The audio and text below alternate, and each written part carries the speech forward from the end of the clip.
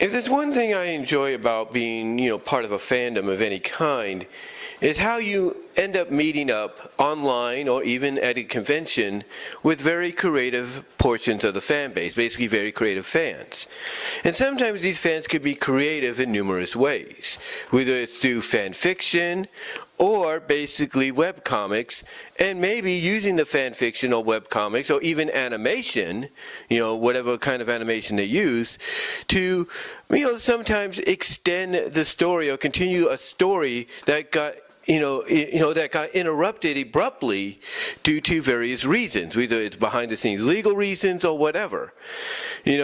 Fans nowadays will basically take it upon themselves to essentially continue the story. For example, Archie Sonic Online is doing that. Glitcher, even though it's a darker perspective, kind of does that. Game Boy Sage, with a nice little crossover between Archie Sonic and Sly Cooper, is doing that, and so on.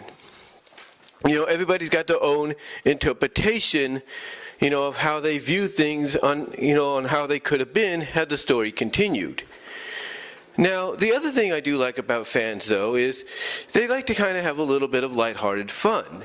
And sometimes that lighthearted fun, comes at the fact that they like to go outside the box, go outside the norm. And one of those things that I've noticed that I've gotten a chuckle out of that they go outside the norm of is a behind-the-scenes route, backstage route, basically taking you into areas you're not supposed to be at unless you're part of a production crew and stuff. And that's kind of what we get nowadays with some of the, written work, some of the hand-drawn, work, computer hand-drawn sometimes work, some of the animation. We get that. We get that little feeling of, of a blending of reality and fiction. And the reason I bring this up is because two notable ones kind of reminded me of something that I did years ago. You see, years ago, I typed up a little bit of a script that basically was, I guess I tried to make it more like a shoot interview-like script, because I was inspired by a lot of the pro wrestling shoot interviews that, places like Kayfabe, RF Video, and all that would, be able to, I guess, do and then feature here on YouTube or various other places where they're talking with former wrestlers of either WWE, WCW, AEW, you name it, or even, talking to legends who, worked in the business 20, 30 years ago, if not recently, to get their own personal perspective on how their career was, how certain people were around them that they worked with, and stuff like that. So I got inspired basically to type up a little bit of a shoot interview-like story where basically I was having Sally being interviewed by the shoot interviewer and, basically getting her perspective and stuff on what was going on. And I think I also had Sonic and Bunny included in that as well. Now, I don't know what I did with it. I'm sure it's on the internet somewhere. But the point is, when I saw what was going on recently on DeviantArt, with the likes of, gardboyz-productions and Moon Phantom, it got me thinking back to when I did that, and even kind of inspired me to probably do something like that again down the line. But the reason I bring them up is because they were the first ones, gardboyz-production being the first one actually, that I noticed, was doing this. I was noticing that they were doing this because of the fact that, it's honestly never really been done that much. When you think about it. I mean, sure, there are probably artists, and fan fiction writers that have done that with some of the other fan favorite shows and characters that they love, but never once have I ever seen it done with Sonic. And I love the fact that some of this is done at certain times. Like, for example, gardboyz-production, he ends up doing, I think, 3 or 4 parts, I believe. I'll have to link the little video I made of it so you guys can check it out. But he did about 3 or 4 parts of this backstage series where he basically, I don't know if it was a commission or it was his own idea or something. I think it may have been his own idea because he even noted it at the end of the description on DeviantArt. But, he but basically what he did is he came up with the idea of what would it be like if these comics were done in the same essence as a television show or a movie. Like, what would happen behind the scenes with the characters? Like, how would they react? And honestly, I got to give him his props because he did a tremendous job with this. Not just the first part, which I kind of made its own recently last night in 8K, thanks to online-convert.com, where we see Mega Man, Sonic, and Sally. But he also did it later on with, behind-the-scenes takes, backstage takes on the whole worlds, collide situation, the first Mega Man and Sonic crossover, And honestly, these were genuinely funny. They were. Because you have the characters, just talking, and while they're in costume or getting out of costume or being put in costume, you have the characters talking about, the fact that they have to walk around in these things for who knows how long, or the cramp, or whatever, or the claustrophobics, things like that. So you have these funny situations that make it genuinely funny to you, the viewer, because it's something you wouldn't expect to see. And the first one, like I said, that I kind of did a single thing of last night, had Mega Man, Sonic, and Sally, and the way it's described, and I even put, I guess you could say the script, if you will, the story, if you will, in the description box. The way it went was, here's Mega Man and Sonic. I'm assuming timeline-wise it takes place before Worlds Collide. They're just chilling behind the scenes, backstage. They're probably taking a break from filming or done filming for the day. They're just chilling at the water cooler, having a couple of drinks of water, talking about certain things, and up comes Sally in her Mecha Sally outfit. And the reason I say outfit is because it's treated like basically a costume. Because the way it's described is, as soon as she approaches them, she basically unhinges the valves on the headpiece, the helmet, takes it off, and puts it on the ground, and then says something along the lines of, I can't breathe in that thing. How much longer do I have to wear it? And Sonic's response was, hopefully not much longer, because from what I understand, the guy said, and he's referring to Archie, the guy said, the Mecha Sally arc is almost over. and I found that kind of genuinely, I know I'm using that word a lot here, genuinely funny, because here you have Sally in the role of like a real actress taking off this contraption and basically saying, when am I going to be done with this? I can't stand it anymore. This thing is a nuisance. Basically, in my opinion, echoing through a very humorous way how we all feel about her being put into that situation. And the fact that, if we looked at her as a real life actress, that she herself would get frustrated in having to put that thing on almost every day and act like a beep, beep, beep robot. It just didn't really sit well with a lot of us fans. And to me, gardboyz-productions was echoing our sentiments with this panel, with this first page, if you will. But then we get to Moon Phantom. Now, originally I had this up here on YouTube, but he asked me politely to take it down, and I did. But here we have Moon Phantom, who did a 6-part commission for somebody called the Sonic Girls Testimonies, or Testimonials. Yeah, the Sonic Girls Testimonials.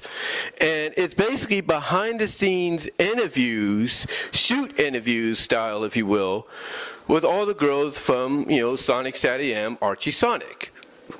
And basically all of them, talking about certain things that had occurred, in the comic. Like one of the first ones they did was Amy Rose, and Amy describes basically, I don't know why they made me do that, why they treated me like this, why they made me look like that, You have to read it for yourself. You'll get a kick out of it.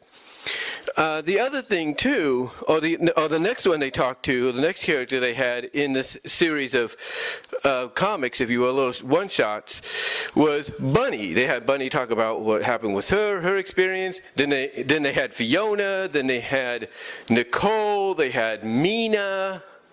I mean, the list could go on. I think those were the ones they had. Hold on. Yeah, they had Amy, they had Mina, they had, Fiona, they had Nicole, they had Rouge. Yeah, Bunny, Amy, Mina, Nicole, Rouge, Fiona. They had all of them. The person that commissioned him to do this wanted these ladies included. And when I read this, again, I got a chuckle out of it, because it's like, what you're doing is basically, blending,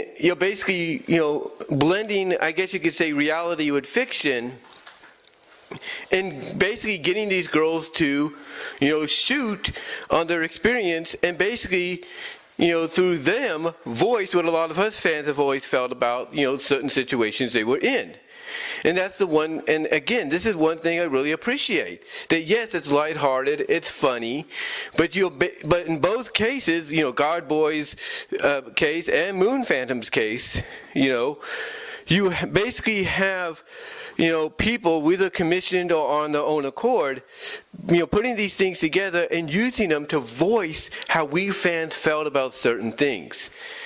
And at the same time, by doing so, give us a little bit of a laugh, give us a little bit of a chuckle, kind of basically, show some, shine some lightness upon, the darkness or the idioticness, if you will, of some of these decisions, that happen in the comic. And overall, that's, again, what I appreciate about being a part of any fan base, is you get these kind of fans that will go out of the way and do it. They will go out of the way and do it. However, I will say this in closing. Moon Phantom, I don't know if you're going to listen. Hopefully you will. If I tag you, hopefully you'll listen. Listen to this. It's a bit of a suggestion. But I would like to see you do one more Sonic Girl testimonial, and you know who I want it with. You know who we all want it with. We want Sally Acorn. If you can make that happen and have her talk about how everybody felt about how she was, cast, before Ian came on board, how she was put into the situation as Mecha Sally, and stuff like that. How people, at Archie described her being shot up like she was Swiss cheese in 225 and stuff like that. And how she was pretty much happy that she got a second chance, even though she had a bit of a makeover, redesign for the reboot. Moon Phantom, if you could do that, I guarantee you people will be commenting, on that work no matter what.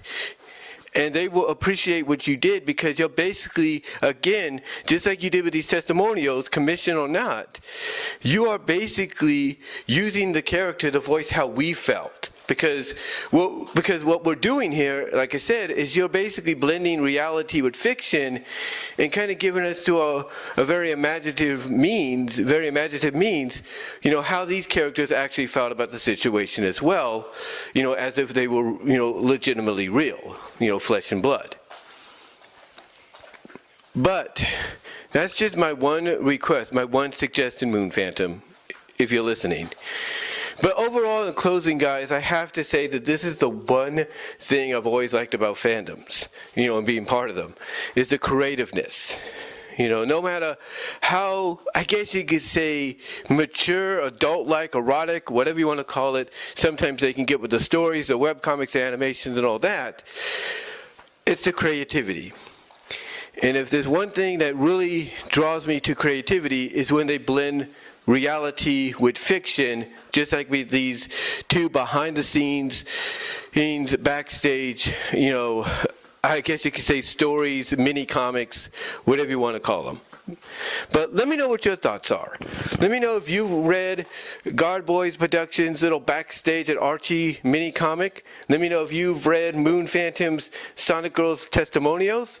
Let me know down below in the comments, as well as in the live chat during the premiere. I will try to provide links in the description box so you guys can check them out yourself. I'm guaranteeing you will like it. And if anybody is out there that does a comic drama, if anybody is out there that does comic drama dubs, you know, like Adrenaline Dubs, Natalie Guest, a little bit of suggestion, you know, to you guys, a little bit of suggestion, look upon these that I will provide the links for and consider them for little side projects, little fun side projects, you know, with the consent of the artist, mind you, easy for me to say sometimes, but basically with the consent of at least one of them, try to maybe do a comic drama or dub on it.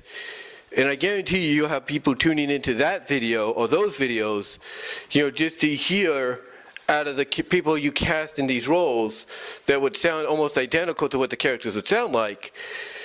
Put them in, do that, and I guarantee you fans will be flocking to your channel to watch them, no questions asked. But overall though, guys, that's all I'm going to say. Let me know what your thoughts are down below. Comment if you like chat during the premiere, like the video. You will also get an audio podcast of this at BWRoses Discussions Podcast at all your favorite audio podcast locations. Also, check me out at deviantart.com, so that's BVW1979. Support me at VENMO at BWRoses for content you can't get here on YouTube. Also, check me out at my Teespring store, which you could click in the upper left-hand corner at the end screen here. Also, support me at Venmo at Brian-Roma-2, Cash App at BWRoses98. Also support me at patreon.com, says BWRoses for the $1 or $3 tier. But guys, let me know what your thoughts are overall. Comment if you like. Love to hear from each and every one of you on this. And until next time, I am out. And Moon Phantom, again, I strongly suggest if there's one more testimonial Sonic Girl wise you could do, you got to go with Sally. That's the one I think everybody's looking forward to. But until next time, guys, I will talk to y'all later.